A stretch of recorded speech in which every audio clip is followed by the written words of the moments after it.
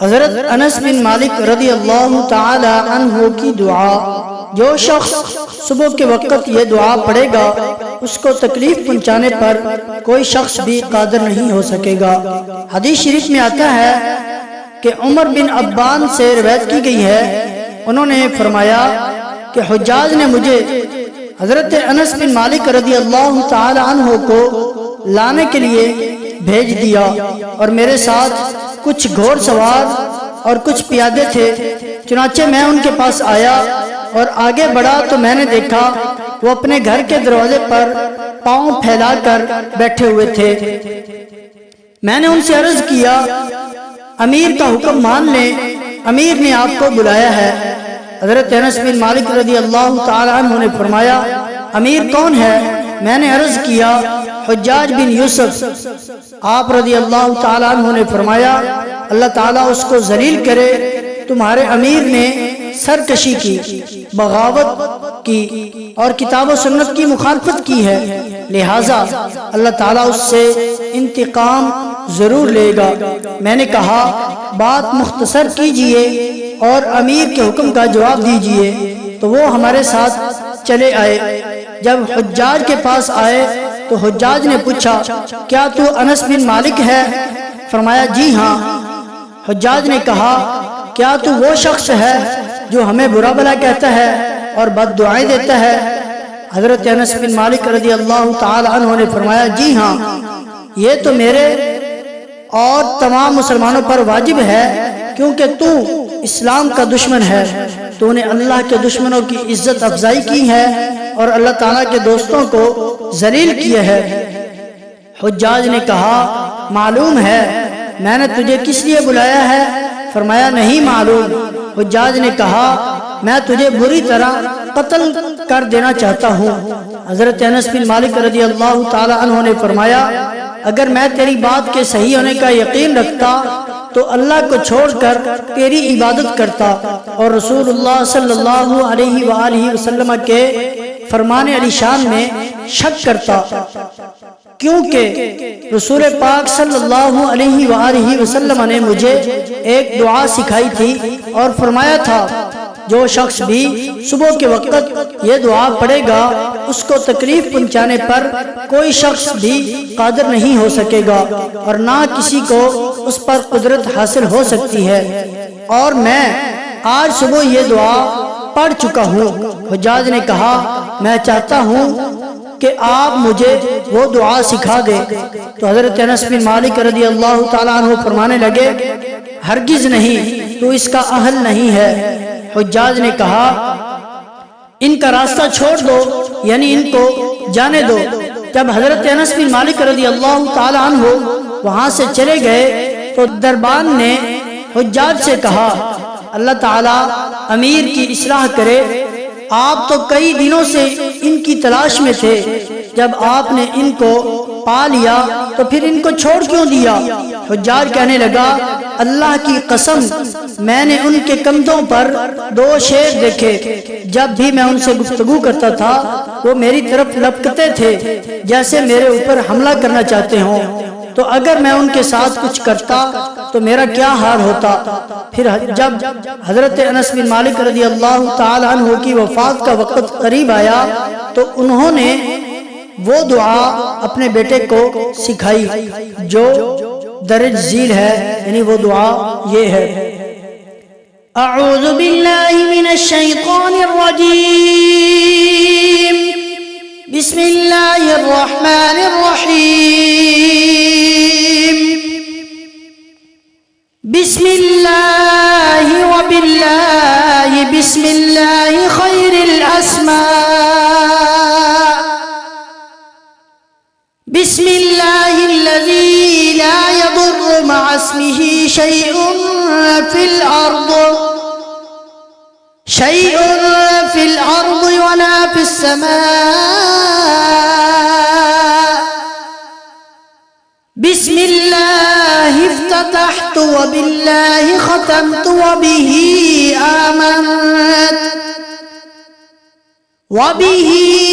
آمنت بسم اللہ اصبحت وعلى وعلى الله توكلت بسم الله على قلبي ونفسي بسم الله على عقلي وذهني بسم الله على أهلي ومالي بسم الله على ما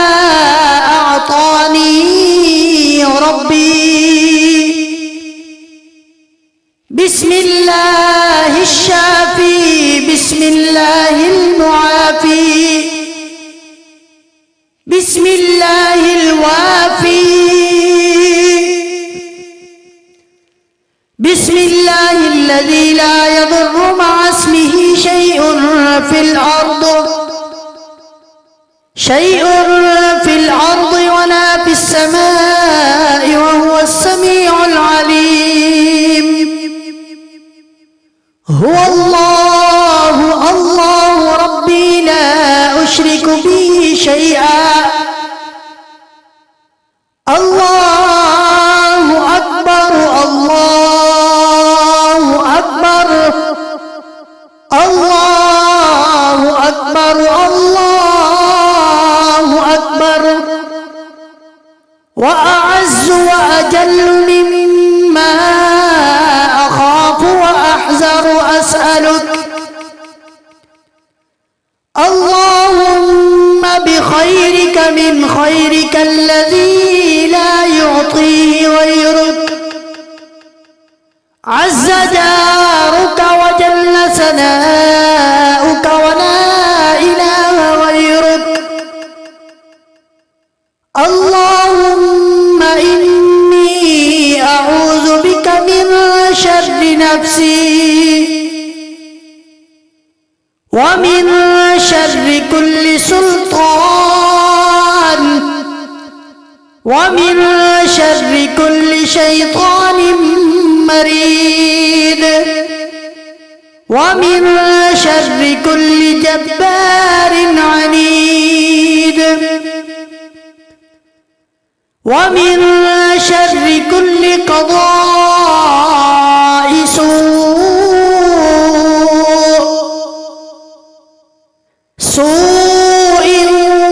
ومن شر كل دابة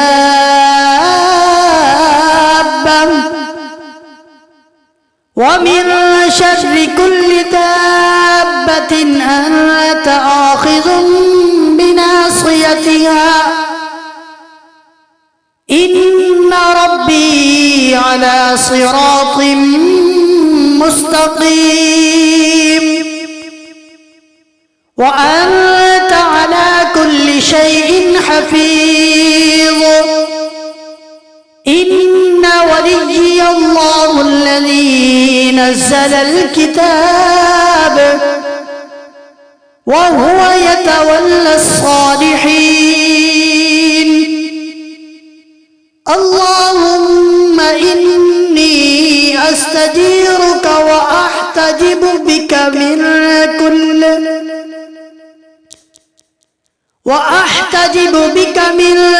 كل شيء خلقته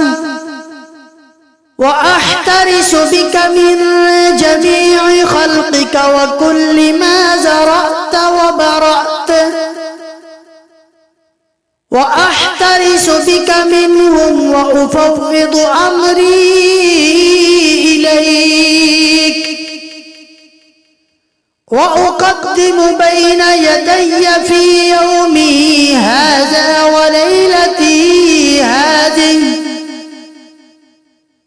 وليلتي هذه وساعتي هذه وشهري هذا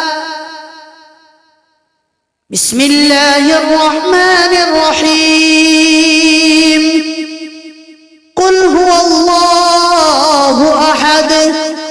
الله الصمد لم يلد ولم يولد ولم يكن له كفوا أحد عن أمامي بسم الله الرحمن الرحيم قل هو الله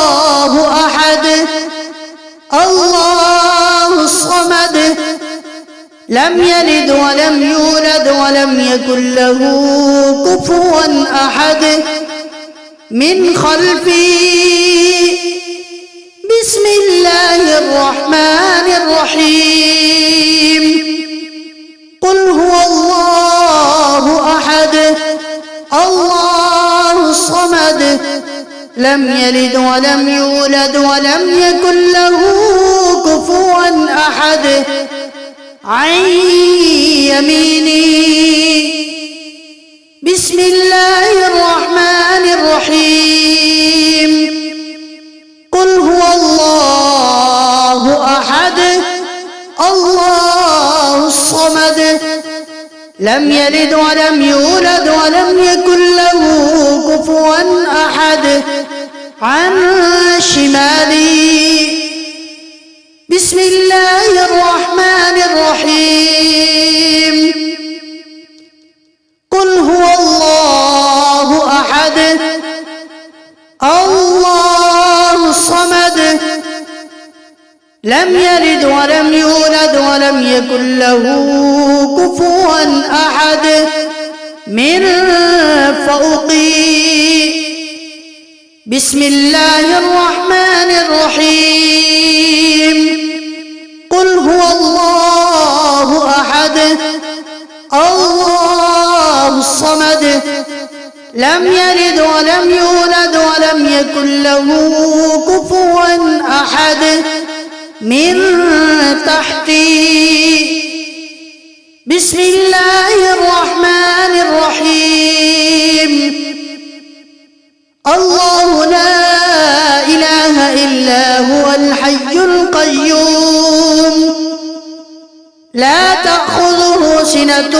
ولا نوم له ما في السماوات وما في الأرض من ذا الذي يشفع عنده إلا بإذنه يعلم ما بين أيديهم وما خلفهم ولا يحيطون بشيء من علمه إلا بما شاء وسع كرسيه السماوات والأرض ولا يؤوده حفظهما وهو العلي العظيم بسم الله الرحمن الرحيم شهد الله أنه لا إله إلا هو والملائكة وأولو العلم قائما بالقسط لا إله إلا هو العزيز الحكيم ونحن على ما قال ربنا من الشاهدين فإن تولوا فقل حسبي الله لا إله إلا هو عليه توكلت وهو رب العرش العظيم